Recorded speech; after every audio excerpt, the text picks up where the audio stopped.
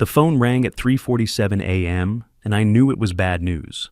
Nobody calls at that hour unless someone's dead or missing. I was right about the missing part. My name is Carl Maxwell. I'm 58 years old, and I spent 28 years as a detective with Portland PD's Financial Crimes Unit. But all that experience couldn't prepare me for the call that would turn my world upside down. Mr. Maxwell, this is Officer Jennifer Park with Portland Police. Your daughter Jenny is missing from her wedding venue. We need you to come down here right away. I threw on clothes and drove through the empty streets, my mind racing. Jenny had called me just 2 days before, excited about the final details. Dad, I can't believe it's finally happening. Wayne's family is so sophisticated, but I think they're starting to accept me. Those were the last words she ever said to me. The wedding venue was chaos, police cars everywhere, guests standing around in their fancy clothes looking confused. Wayne Blackwell, my daughter's fiancé, sat on a bench looking devastated. His mother Patricia stood nearby, perfectly composed despite the circumstances. That should have been my first clue. Officers, you need to understand, Patricia was saying to the lead detective. Jenny has been under tremendous stress. The wedding planning, trying to fit into our family's social circle. My late husband had concerns about her background. I wanted to punch something. Jenny had a college degree and worked as a financial analyst at Northwest Credit Union. Just because we weren't old money like the Blackwells didn't make her unworthy. The investigation went nowhere fast. Jenny's car was in the parking lot, her phone found in the bathroom. No witnesses saw anything. The official theory became that she got cold feet and ran away to start over somewhere new. I knew better. My daughter wouldn't do that. She'd been working extra hours at the credit union to save money for their honeymoon. She'd shown me the airline tickets just a week before. But when I tried to tell the investigators about Jenny's recent concerns about Wayne's family business, they brushed me off. Mr. Maxwell, Detective Torres had said. Ironically, Eddie Torres, my old partner before I retired 4 years earlier. You're too close to this. Let us handle it. But they didn't handle it. After 6 months, the case went cold. The police concluded Jenny had voluntarily disappeared, probably suffering from pre-wedding anxiety. Wayne moved to Seattle, claiming he couldn't bear the memories. Patricia suggested to anyone who'd listen that I had driven Jenny away with my drinking problem, a lie that stuck because I'd battled alcohol after my wife Margaret died of cancer 8 years earlier. The next 4 years were hell. I sold my house because every room reminded me of Jenny, the kitchen where we'd made Sunday breakfast after Margaret died, the garage where I'd taught her to change oil, the backyard where we'd planted roses when she graduated college. I moved into a small apartment and spent my pension on private investigators, who all came up empty. Patricia Blackwell's lawyers suggested I was harassing the family when I kept asking questions. Wayne claimed he was keeping Jenny's apartment for when she comes back, but I suspected it was just another way to control the narrative. I started drinking again. Not heavily at first, just enough to sleep through the nights when I couldn't stop thinking about what might have happened to her. But it got worse. By year 3, I was barely functional. My few remaining friends stopped calling. My savings account emptied, paying for PIs who found nothing. By 2024, I was barely hanging on. My apartment was a mess, bills piling up, no hope left. I'd accepted that I'd never know what really happened to Jenny. That's when Eddie Torres showed up at my door on a rainy November evening. I didn't recognize him at first. He'd gained weight. His hair was gray, but those eyes were still sharp. Carl, we need to talk about Jenny. Eddie, don't. I can't handle another false lead. I'm barely keeping it together as it is. This isn't a false lead. I've been working this case on my own time for 3 years. Carl, I think I know what happened to her. My heart stopped. What do you mean? Eddie came inside and pulled out a thick folder. After I retired 2 years ago, I started my own PI business, mostly insurance fraud, corporate stuff. But I never forgot about Jenny's case. Something about that Blackwell family always bothered me. He spread documents across my kitchen table. Bank statements, incorporation papers, surveillance photos. Patricia Blackwell isn't just some society lady. She's been running a money laundering operation through her investment company for over a decade. Shell companies, fake transactions, cryptocurrency conversions. They've cleaned about $25 million through real estate and bogus investment schemes. I studied the papers. Even in my deteriorated state, my detective training kicked In. This is sophisticated stuff, Eddie. But what does this have to do with Jenny? Jenny found out. Look at this. He showed me printouts of email records recovered from the credit union servers. 5 days before the wedding, Jenny sent these messages to her supervisor. She was doing freelance bookkeeping for Wayne's company to earn extra money and noticed discrepancies. Money coming in that didn't match any legitimate business activity. The emails were damning. Jenny had spotted patterns in the financial records that would have exposed the entire operation if she'd reported them to authorities. Irregular deposits, shell company transfers, suspicious cryptocurrency transactions. They couldn't let her talk, Eddie continued, so they made her disappear in a way that wouldn't point back to them. Where is she? My voice came out as a whisper. Is Jenny alive? Eddie met my eyes. I think so, and I think I know where they're keeping her. He pulled out more documents. There's a property management company called Pacific Holdings, registered in Vancouver, Canada. On paper, it looks legitimate. But when I trace the ownership through multiple shell companies, it all leads back to Patricia Blackwell. Canada? They've been smart about this, Carl. Moving her across international borders complicates any investigation. Canadian authorities would need solid evidence of kidnapping to cooperate, and, officially, Jenny's a missing person who left voluntarily. Eddie showed me surveillance photos taken outside a modest apartment building in Vancouver's Kitsilano neighborhood. This building is owned by Pacific Holdings. The property manager is Tony Silva, one of Patricia's enforcers. According to my RCMP contact, there's a woman living in Unit 4B under the name Sarah Coleman. She works part-time for a bookkeeping service that handles accounts for several companies tied to the Blackwell network. The photos showed a woman walking to work, grocery shopping, living what looked like a normal life. But when Eddie enhanced one image, I could see it was Jenny, thinner than before, different haircut, but unmistakably my daughter. They've created a complete false identity for her, Eddie explained. Social insurance number, employment history, even a fake background story about moving from Ontario after a bad divorce. She's been living this life for 4 years, Carl. But why hasn't she tried to contact me? Run away? Eddie's expression darkened. Because they convinced her you're dead. Look at this. He showed me fabricated death certificates, fake obituary clippings, even photoshopped pictures of a funeral. According to the documents, I had died in a car accident 6 months after Jenny disappeared, supposedly while drunk and driving to another failed PI meeting. They told her you couldn't handle losing her and started drinking heavily, that you died because you gave up. Jenny thinks she killed her father by disappearing.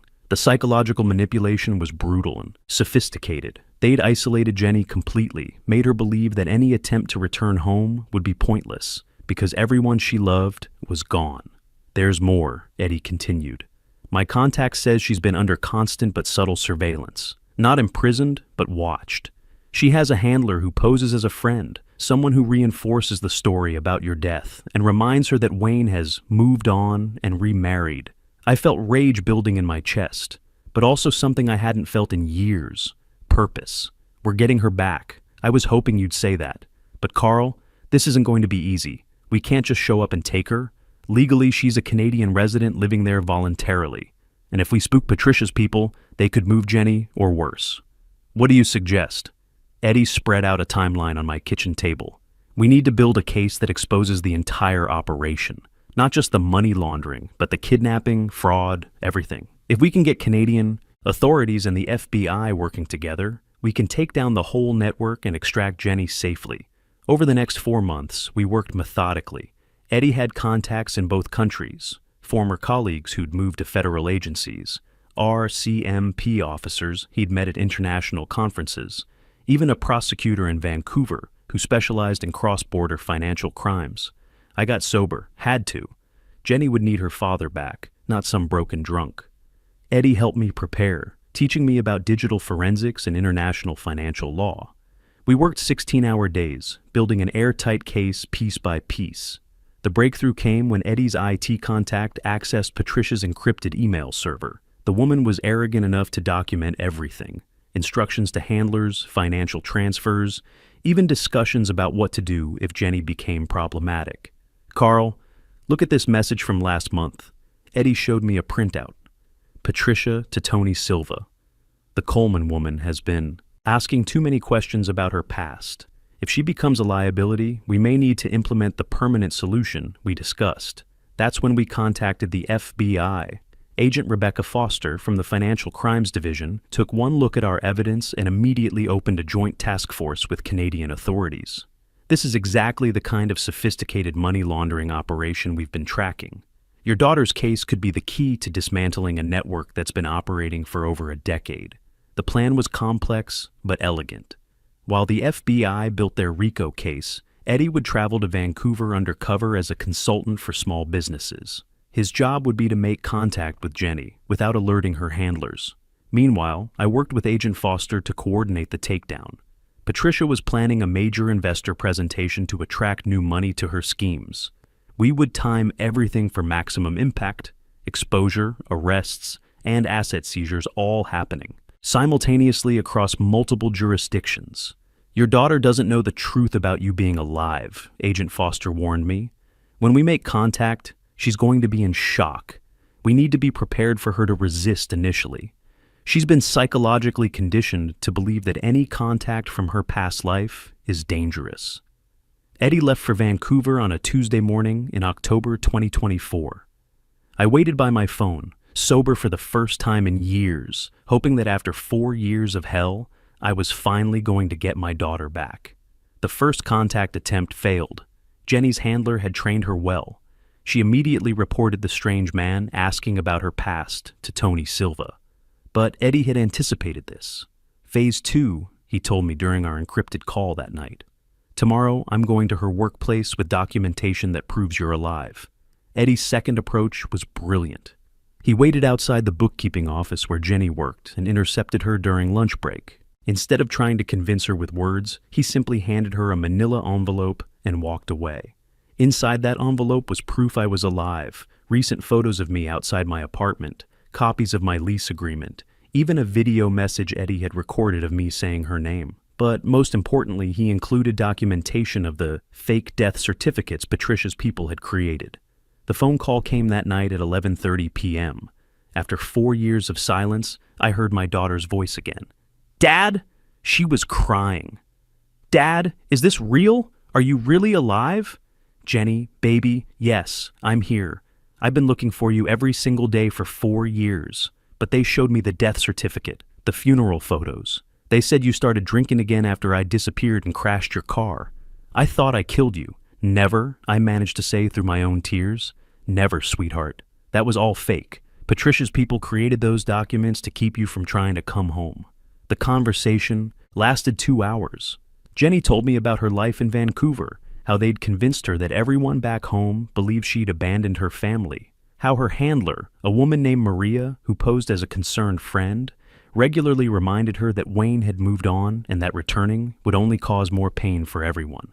"Dad, I wanted to call so many times, but they said your phone had been disconnected. They showed me newspaper articles about you being bitter and blaming me for ruining the family. I thought staying away was protecting what was left of our family. The psychological manipulation had been comprehensive and cruel. They had isolated her completely while making her feel responsible for the isolation. Jenny, we're going to get you out of there, but we need to be careful. These people are dangerous, and if they realize you know the truth, they might hurt you." Over the next 3 weeks, Jenny became our inside source. She started documenting everything, the financial records she processed, the fake companies she did books for, conversations with her handlers. She even managed to photograph documents that showed the scope of Patricia's operation.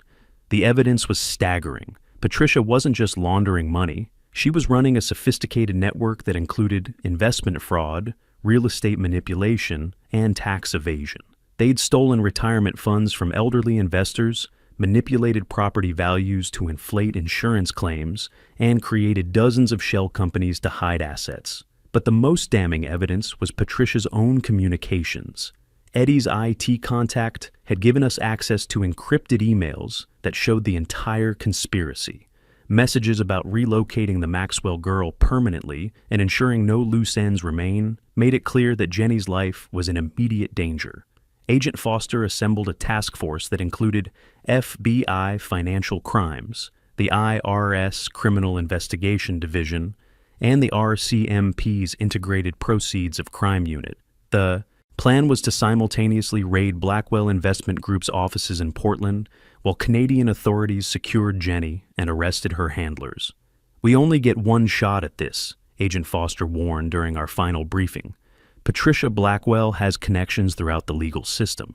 If we miss anything, if she gets any advance warning, she'll activate contingency plans that could put your daughter at risk." The operation was scheduled for a Tuesday morning in November 2024. While Patricia conducted a major investor presentation to attract new victims to her schemes, federal agents would be preparing to destroy her empire. But 2 days before the operation, something went wrong. Jenny called in a panic at 2 a.m. "Dad, something's happening. Maria came by tonight and said I need to be ready to relocate again. She said there might be people asking questions about my past, and I need to be prepared to move quickly. They suspected something. Maybe our investigation had left traces, or perhaps Patricia's paranoia was finally justified. Either way, we were running out of time. Jenny, listen to me carefully," I said. "Tomorrow morning, you need to go to work like normal. At exactly 10:30 a.m., walk to the coffee shop on the corner of West 4th and Burrard. Eddie will be there waiting. Don't pack anything, don't leave any notes, just go." "Dad, what if they're watching? What if they follow me?" "Agent Foster has RCMP surveillance teams positioned throughout the area. If anyone tries to stop you, they'll intervene immediately." I spent that night awake, staring at the ceiling, knowing that everything depended on the next 12 hours. If the extraction failed, if Patricia's people moved Jenny before we could act, I might lose her forever. At 6 a.m. Pacific time, I got the call from Agent Foster. "Operation Cascade is a go. Portland teams are in position. Vancouver extraction team is ready. Carl, in 4 hours, you're either going to have your daughter back or we're going to have a very different problem to solve." I drove to the FBI field office where they'd set up a command center. Multiple screens showed surveillance feeds from both Portland and Vancouver. I watched Patricia arrive at her office building, completely unaware that her world was about to collapse. At 10:25 a.m., I saw Jenny leave her office building and start walking toward the coffee shop. 2 blocks behind her, a black sedan was following slowly. "We have a tail," the RCMP coordinator announced, moving to intercept. My heart stopped. After 4 years of searching, everything was coming down to the next 5 minutes. The RCMP surveillance team moved fast. 2 unmarked cars boxed in the black sedan, while Jenny continued walking, unaware of the drama unfolding behind her. Through the command center speakers, I heard the radio chatter as Canadian officers arrested Tony Silva and another man I didn't recognize. "Subjects in custody," the RCMP coordinator announced. "Extraction proceeding as planned." I watched the screen as Jenny reached the coffee shop. Eddie was there waiting, exactly as planned. Even from the surveillance camera angle, I could see her relief when she spotted him. They talked briefly, then walked to a waiting car driven by an RCMP officer. "Vancouver extraction successful," Agent Foster announced. "Your daughter is safe, Carl. She's en route to the consulate for processing." While I was processing that Jenny was finally safe, the Portland operation kicked into high gear. Patricia was in the middle of her investor presentation when FBI agents entered the Blackwell Investment Group offices. I watched on the surveillance feed as she tried to maintain her composure, while federal agents served warrants and began seizing computers. "Ladies and gentlemen," Patricia announced to her confused investors, "there seems to be some kind of misunderstanding. Please remain calm while I sort this out with these officers." But there was no misunderstanding. Agent Foster and her team had 18 months of evidence, financial records, encrypted communications, and now Jenny's first-hand testimony about the kidnapping and psychological manipulation. The takedown was thorough and professional. Within 2 hours, agents had arrested 12 people across 3 states. Patricia herself was arrested in front of news cameras, her perfectly composed facade finally cracking when she realized the scope of the evidence against her. Wayne was picked up at his Seattle office that same afternoon. Unlike his mother, he immediately asked for a lawyer and started cooperating. It turned out he'd been living with guilt for 4 years, knowing his mother had done something to Jenny, but too afraid and financially dependent to act. "I thought she'd just pay Jenny to disappear," he told investigators during his initial interview. "Mother said Jenny took money and agreed to start over somewhere else. I wanted to believe it because the alternative was too horrible. The financial crimes were staggering. Patricia's network had stolen $18 million from elderly investors, manipulated property values to inflate insurance claims, and created 47 shell companies to hide assets. But the psychological torture they'd inflicted on Jenny was what made me angriest. 2 days after the arrests, Jenny and I were finally reunited at the FBI field office in Portland. She was thinner than I remembered, her hair different. But when she saw me, she ran into my arms like she was 10 years old again. We held each other and cried for what felt like hours. 4 years of grief, guilt, and manipulation melted away in that moment. "Dad, I'm so sorry," she sobbed. "I'm sorry I believed them. I'm sorry I didn't try harder to find out the truth." "Don't you dare apologize," I said. "You survived 4 years of systematic psychological abuse. You stayed strong, and when the chance came, you helped us bring them down. I'm proud of you." The trials took almost a year. Patricia got 35 years federal prison for kidnapping, conspiracy, money laundering, and fraud. The judge specifically mentioned the cruel and sophisticated psychological torture of Jenny as an aggravating factor in sentencing. Wayne got 8 years with cooperation credit. During his sentencing hearing, he looked directly at Jenny and said, "I should have protected you. I should have been brave enough to stand up to my mother.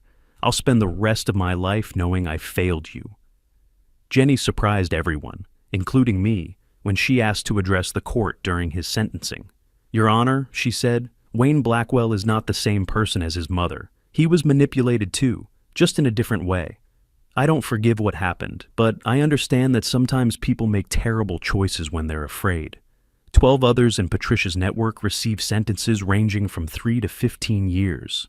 The government seized $18 million in assets, which was distributed among the victims of the various schemes.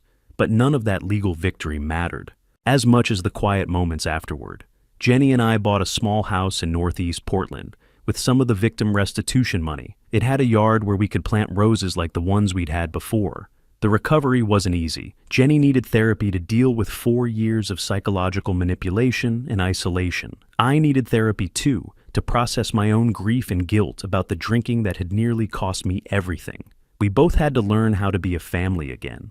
Jenny had spent 4 years believing she was responsible for destroying our family, while I'd spent 4 years believing I'd failed to protect her.